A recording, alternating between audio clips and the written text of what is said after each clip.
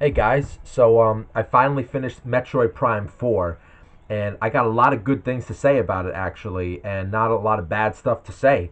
Like, I just finished it right now. The credits just finished rolling. I don't know if you could see the numbers, but the only thing I lacked was the scanning. So the scanning of all the world and stuff, I only got up to 82%, but I did manage to 100% all the items, the missile expansions, the psychic bomb expansions. Like, I even got all the green shards and stuff. So that's why I got Samus. She's got like the white armor instead of the purpley reddish armor that you start off with. Um, yeah, dude, I had a fucking blast with this game. I have to say, like, all right, so my worries kind of went out the window because, um, even though I was saying that I thought I was gonna finish at the 11-hour mark, I ended up finishing like right 5 minutes before 16-hour mark, right? So when I did get up to the 11-hour mark, I finished like all the main stuff, right? But then the game kind of forces you, and well, it doesn't force you actually. You could just get the mech pieces and go straight to Chronos Tower, right? You could probably just do that without upgrading completely. But like, I'm kind of a completionist with certain things. Like, when I used to play games like Rayman Origins, some of the Mario games on the Wii U, even and the DS, like, I used to like want to just 100% shit, like just for the shit of it, like it's addicting, right? So I was like, nah, fuck it, I'm gonna get all the green shards, I'm gonna clear the entire map, I'm gonna just make sure I get every item, use the Thunder Shock ability to put on they got the robots for each area so you could find out where all the items are. Um, I did that for each map, and I don't regret it at all. Like, honestly, it was 16 hours, but it was a lot of fun. I was hooked. I couldn't stop playing until I'm like, I gotta finish this. I gotta finish this. And the backtracking was even more fun. Like, that's to me, a game is great when you don't mind backwalking, like backtracking. A lot of the Zelda games are like that. Like, you don't mind backtracking. So I think Metroid did a great job with that, like making you go back. Um, there are a few. The only big little secret, not even a secret. Like, I kind of wish there were just a little more like surprises waiting for you when you would backtrack. Like, for example, when you go back to the lava place, you got to go and pick up that mech piece. And when you go to get the mech piece, you get attacked by like this giant mini boss bug thing that you have to shoot out its eyes. I wish there was a couple of more things like that in the other areas, like when you would backtrack, because it does sometimes. It would feel like when I'm backtracking, like I would just speed through it. Like I would just go in Samus's morph ball and just like boost my way through the maps just to get the items. So I wish there was a little more that kind of forced you to want to take your time and explore a little more. But at the same time, like speeding through the maps and trying to find everything I could get was fun in itself, actually. So what would I rate this game? I would rate this game. I know you guys are gonna probably say I'm being too super soft, but I would rate this a 9.5. I think it's great, and it's so good that I have to play Metroid Prime 1 to 3 now. I have to play it. Like, that's gonna be my next game. Well, first I'm gonna finish ZA, but after that I will play Prime, the trilogy. But I enjoyed it. Like, and even to clarify more, the whole controversy about the NPCs being fucking annoying, I could tell you from my own experience, the NPCs are not annoying at all, and like they sometimes they would give you a hint where it's like, I don't want you really telling me that, and it's just too obvious, like, just shut up. But it wasn't game breaking. They really left me alone most of the time, and most of it was just like real basic stuff over the radio that they would bother you about once in a blue moon. But most of the time, like, I'm playing on my own, not bothered by anybody. Just, I didn't need a guide. I didn't need to look up anything on the internet. I was able to play this game 16 hours straight and do everything I wanted to do and get it done, and 100% the items, and have Samus fully upgraded. It was a hell of a time. I enjoyed it a lot. Um, I guess the only reason why I don't give it a 10 actually, and this is literally the only reason why for me, I think the game is a little too short still, and I also think the game could be just a bit more challenging. Now, I'm sure replaying on hard mode will fix that, but I'm not going to replay it right now because everything is just too fresh in my head, and it'll just be too easy for me. So maybe I'll go back and play hard mode like a year from now when I don't remember every little detail about the game, But playing hard mode right now doesn't even seem worth it to me because I got all the upgrades, and Samus is like 100%. Like there's really not an incentive to replay on hard mode for me as of this moment. Um, so does it look like they're going to do DLC for this? I don't know because okay, look, spoiler alert. Spoiler for those of you who care about spoilers. Pause the video, stop here if you don't want to hear the spoiler. But I have to talk about this spoiler because it's worth talking about. So when you have the final boss fight with Silex, right? I loved it, man. Like it was actually really good, and I was actually afraid like I'm not gonna be able to beat this guy, even with my fully upgraded Samus. Like I had all of her capsules, all, her health bar totally filled up, every weapon I could have, missiles up the ass. He had me down to like 2 to 3 bars at the end, and I'm like if he keeps going with these dragon arms and the arms and shit, I'm gonna have to keep replaying this boss fight probably like 5 times at least until I really get it where he can't hit me at all and I perfected the rhythm. But here's where my kind of complaint comes in for the last boss fight and where it comes into the game is a little too easy. The game is forgiving because as you're like beating his health bar half wise, and it's this difficult boss with the dragon arms and the lightning and stuff, the game switches it up where Silex takes Samus alone into like a dimension in space and they fight each other one on one. And that was where like it was like, oh okay, I'm gonna beat him real easy now, and it was easy to beat him that way. I feel like they should have left the one on one for like a special cutscene after you defeat him or something, or like a really last like a satisfying last fight. But they should have made him get harder with the dragon arms or something, or make him into a bigger kind of uh, monster or something. Um, what are you doing here? Okay, that was weird. Were you there the whole time? No. All right. So anyway, um, what was I saying? So yeah, like I feel like the game just made things a little too easy, but it's not game breaking enough where I want to bring it down to a 9. So I also give it such a high score because to me, like playing this on the Switch Lite, I'm playing this on the Switch One.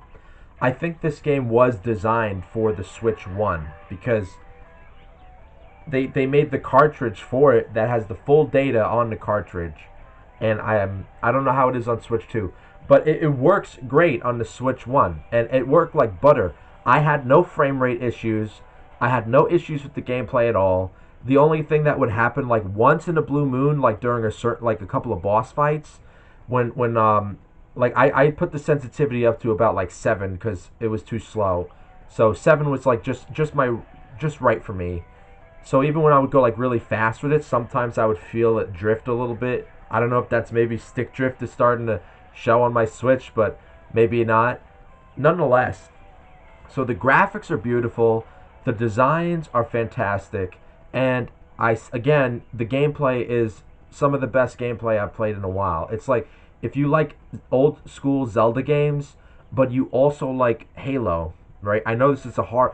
Nintendo fans are gonna fucking hate me for even bringing up Halo in the same sentence as Metroid, but if you like Halo and you like Zelda and you like platforming with a mix of shooting, like this game is the perfect mix of all of that. And yes, I'm gonna bring up Halo here because, frankly, after playing with Samus now for 16 hours, man, like she is awesome. I love her design, and what's so cool about her, she doesn't even have Cortana, right? Like it's just you and Samus and the Federation troops that are talking to you. but she doesn't even need an AI to talk to her like Cortana every minute. No offense, Cortana. I love Cortana from 1 to 3, but 4 and up, Cortana, go fuck yourself. You're annoying. My only thing with Cortana, I get it. The writer, who was it? Brian Reed. He, I think he was basing Cortana off of what was happening with his grandma. She had Alzheimer's, so Cortana going crazy in Halo 5 and Halo 4 was like a metaphor for what the writer was going through, which is a good idea, but I don't know, man. I don't know. I think Halo should have ended at number 3, but that's a story for another time. So, I think Master Chief and Samus would get along real great. I mean, you got Master Chief, he's got a super strength. You got Samus, she's got like every trick in the book except the super strength. So if they were to work together, like they would be a hell of a team. But that's just whatever. So I want to talk more about the NPCs. Duke, Tokabi, Miles, Nora, and V. Right? 5 NPCs. I had no problem with these guys at all. I actually like them a lot. Like, it was so overblown what they were saying about the NPCs. Like, totally blown. There's just a couple of guide rail moments when you're with the NPCs, just a few times, like in the mining section and in the very beginning in the Fury Green levels. But and even in the Chronos, like at the last level. But that's just because you're gonna go home with them and they're just following you. And even when you're having your last boss fight with Silex, they're not really. The only thing that they get in the way with is like when Silex fucks them up, you got to heal them with your psychic ability, but they have really no effect on the boss's health. So they're not really helping you at all. Like, they're just there for like the I don't know how to explain, like the cinematic purpose of the game. Like, they're just there. You know what I'm saying? Like, they don't get in the way at all. So anybody who's complaining about it, one, most likely did not play the game, and 2, if they did play the game and they're still complaining about the NPCs being annoying, I don't know. They're just maybe they're just doing it to get more views. Maybe it just sounds better. But the truth of it is, the fact is, they're not annoying. They're completely fine. They're completely bearable. So secondly, Miles is not as cringe as people were saying. The whole millennial jokes are going to be all over the place. Maybe a little bit with Nora, a little bit, because she was a little bit much with Samus, but it kind of grows on you a little bit after a while. Duke was just like cool, like drill sergeant type of character, like Sergeant Johnson. Very serious, very military, very straightforward guy. Tokobi is probably the coolest character, along with V, the big robot. Those two guys are definitely my top 2 characters, because there's like a couple of items in Soul that when you're collecting and stuff, there you can't find the items. And you're like when you're looking at this specific area, you're like, where the fuck is the item? I'm looking everywhere. Where is it? You don't find it. It's just after a certain point in the game, Takobi makes like a little camp in those 3 areas or 4 areas. And each time you like travel to a different place and reset the level, Takobi will be in another area where you could pick up that new item and finish your percentage. You know what I mean? So, but you get some cool things from Takobi, like he's camping out. He tells you where he's from. He tells you that him and his family were a lineage of hunters, but hunting wasn't enough to feed his family. That's why he joined the Federation. Like, I like Takobi a lot. Like, and there was a part in the Snow Mountain when you first meet him, and you have to like fight off a bunch of grievers along with him near the end of that level. It's sick, dude. Like, it's really awesome the way that works out.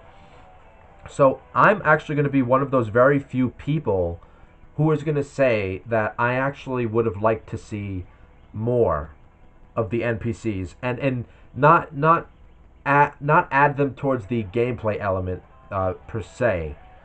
But what I was thinking was, it made me think of Drakengard, which is another series that I love, right? Specifically Drakengard 3. Drakengard 3, as you're going level by level, you'll get a break in between and after a few events, and your main character, Zero, she'll be camping out with the crew that she is amassing as you're going through. So like in Act One, you'll have like I forgot the character's name, but you'll have one character, and obviously you have your dragon with you always, Mikhail. You always have Mikhail with you, and you'll have like the first what do they call those guys? The proteges? No, the guys who are following the goddesses. For anybody playing who played Dragon Guard, you know what I'm talking about. It's just slipping my mind. So like in between the levels, you would have a camp with them, and then you could talk to them a little bit, and you get some funny tidbits from them. Like this would go on through most of the game. So then the next part, you'd gather another disciple. Oh, disciple. You get another disciple. So then you'd have two more people at the camp, then three. I think it would have been awesome if there was some kind of a camping system, like what Takobi is doing.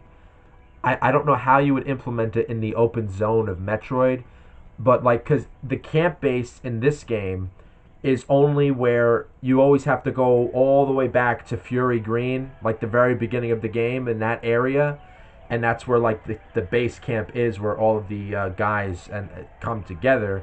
You know what I mean? And they don't talk about much. You don't really learn much. Like you actually get more cool stuff from Takobi than anybody else. Like Miles just stays like the regular like engineer that we knew, and he has this funny fixation with Betsy, the big Fed bot that he wants to fix, that you fix near the end of the game to break the shield at Kronos Tower. And Nora, you don't really learn shit about Nora Armstrong except that she's like a fangirl. And Duke is cool, but you don't learn much about him either. Like he's just the basic drill sergeant. And V, I feel like V could have something really cool, because like you find him frozen in the snow mountain, and then he like helps you get a couple of secret items and stuff. But like you could have did way more with him, because like why is he frozen here? How did he really? They didn't really explain it much, and he could have been like, oh, I was with the team, and that team, this happened to them, that happened to them. I don't know. Like you could have had a bit more lore with all the characters. They did the work with Takobi, but for some reason they left the other characters kind of behind. They left them on the side, and I think they could have had more with them. Honestly, I like the NPC characters. I know I'm crazy, but I didn't mind them at all. I didn't think they were that bad. And lastly, we can't forget the main girl, the main gal of the game, Samus. She's like silent. She's badass. She doesn't say anything. She says things in her movement, in her actions. I love it. She's like Master Chief, except without Cortana. Like I said, Samus and Master Chief, they should go out. Just saying. But yeah, like her suit design. Here's my thing with it. I wish there was a bit more variety, and you could choose how her suit looks like, or at the very least, no, that I'm sorry, I'll take that out, because that would kind of take away the point of the power ups. I didn't like the final, like after you collect all the green shards, you get her final suit, and it's like kind of a silvery white suit, and it only fits because it looks good when she's next to the Federation troops, so she looks like she's a part of their enclave. But I was hoping that the suit would have been something like, not like the green. I mean, you get the power up from that green flower that you give all the green shards to. But okay, so if you want to go with that, maybe she could have had like a green suit because it came from the plant, right? I was hoping it would have went more with the motif of the game, like the purple. I thought she would have had a really sleek, like purpley, light pinkish suit. But that's just me. The silver just seemed a little too plain for me. But otherwise, she looks great. Otherwise, the armor looks fantastic. I love her design. But yeah, like Silex also, if you didn't play the previous Prime games, I don't think it's not gonna click. You know what I mean? Like I think I could figure out the story between them, but I didn't play Prime 1, 2, and 3, which I will remedy. I will. After this, I am going to play those games because I fucking love this. Like, this is fantastic. But like Silex seems to be like this tortured guy. I don't understand. He hates Samus for some reason, and you only get little tidbits about it. Like in her mind, she gets like these flashbacks, and it looks like a bunch of Federation troops were genocided, and Silex was like the last survivor, and Samus like she gives him her hand, and he like denies it, and he like something happens to him. They did he get like did a Metroid do something to him? I don't know. I don't know. See, like I said in my last videos, I only played Metroid for the original, like the original Metroid. That's all I've ever played, and Metroid Prime as a kid. So my memory on Prime 1 is like forget about it. Like I can't tell you anything about what I remember on that. So did they do a good job with this game? Is this game worth the full price? I will say I will change my mind and say yeah. I think hardcore Metroid fans will get something out of this. I really do. And I mean, of course it's not perfect, but it's not as terrible as I'm hearing people say on the internet. Like, I don't know. Like, what do you people want? You want an open world game that's going to be 60 hours, like Witcher, 120 hours, which that game sucks. Witcher 3. I think this is just the right amount. It's just the right amount, and I'm satisfied with it. Like, and it felt good to 100% it. Now, of course, I'll go back and say yes, it was a bit easy. Could use a bit more challenge. The hard mode seems redundant. The game should really be designed to get harder as you go through it. You know what I mean? Like, you shouldn't really need a hard mode. It should be designed to get more difficult as you progress through the game, and it tests your patience. That would be my idea for it. And if you want a new game plus, I would say this is difficult, because is it worth replaying right away? No, no, because you 100% everything. I don't see the purpose of replaying it right away. So that's that the not it's too easy, and the replayability is because like there are some games where I could replay it so many times in like a short amount of time, you know, but that doesn't take away from the overall experience. Like I said, haven't played Prime. This was a great entree. This is a great intro, and it's a reminder of what I've been missing and what the hell have I been doing not playing any of the Prime games. So I'm going to go back on those, and I could see how those will be compared. And then I could see, like, did this game deliver, or was this game a total underwhelming experience compared to its predecessors? But, I'm not really going to do that. I'm going to stick with my score on this because I had a good time with it. It's a lot of fun, and I can't wait. Like, one of the things about the Switch 2, that the reason why I'm not getting it is because it doesn't have, like, mostly games that I want to play.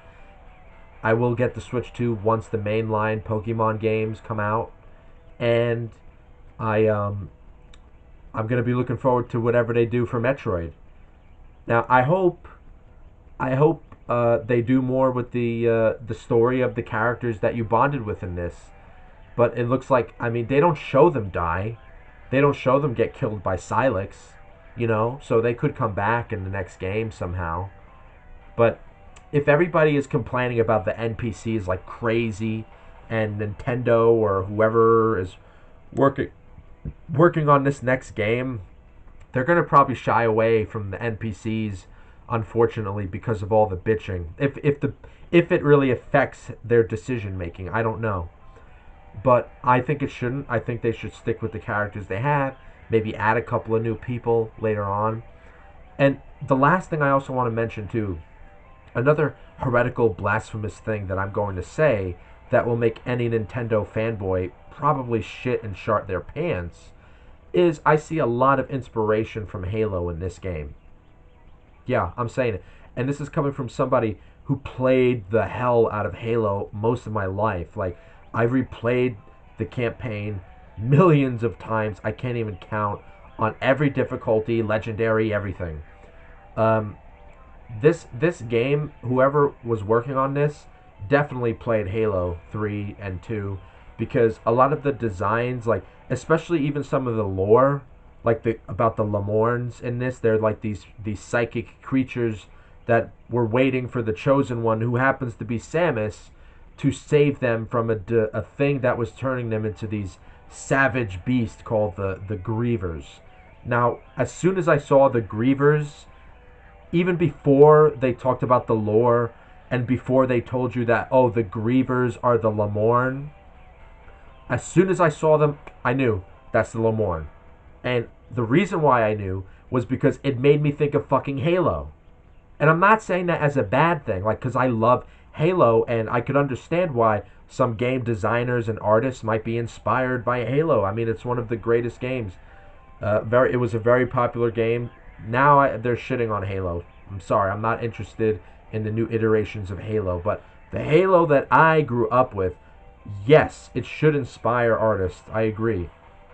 So it made me think. The Grievers made me think of a lighter version of the Flood, less grotesque, less scary, but like the idea that and also they made me thought of some concepts from Mass Effect as well. But what really made me think of Halo was even just some of the design of some of the structures in this game, specifically the Lamorn's architecture throughout the game. It made me think of the Forerunner architecture of the Halo lore. It really did, and just even like some of the music in this was kind of not totally Halo, but going for that kind of like orchestral space vibes. I dig it.